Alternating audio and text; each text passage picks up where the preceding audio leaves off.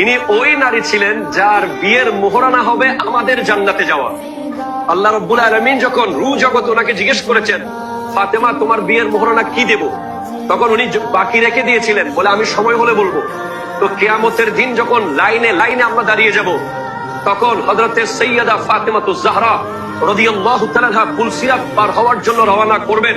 তখন একটা আওয়াজ আসবে, ইয়া আহলাল জামে গুদ্দু আবসারাকুম হাত্তা তামুররা ফাতেমাতু বিনতে রাসূলিল্লাহ।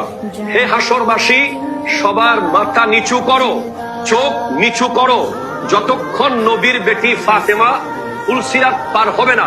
তিনি এত পর্দানশীল ছিলেন যে ওনার পর্দার কারণে হাসরের মাঠে আমাদের সবাইকে জমিনের দিকে তাকিয়ে থাকতে হবে।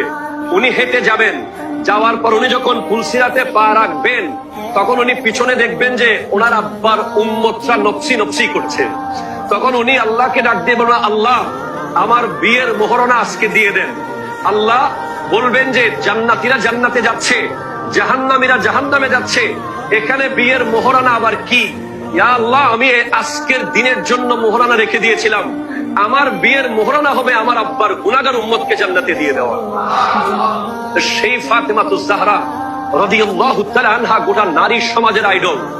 পুরা বিশ্বের জন্য একজন যথেষ্ট। আমার নারী, আমাদের মা বোনদের জন্য আজকের পৃথিবীতে সবচেয়ে গরিব যেই নারী, যে মনে করে যে আমার চেয়ে গরিব কোনো নারী নাই, যার স্বামী দিনে এনে দিনে খেতে পারে না, তার চেয়েও গরিবী এখতিয়ার করেছেন সৈয়দা ফাতেমা।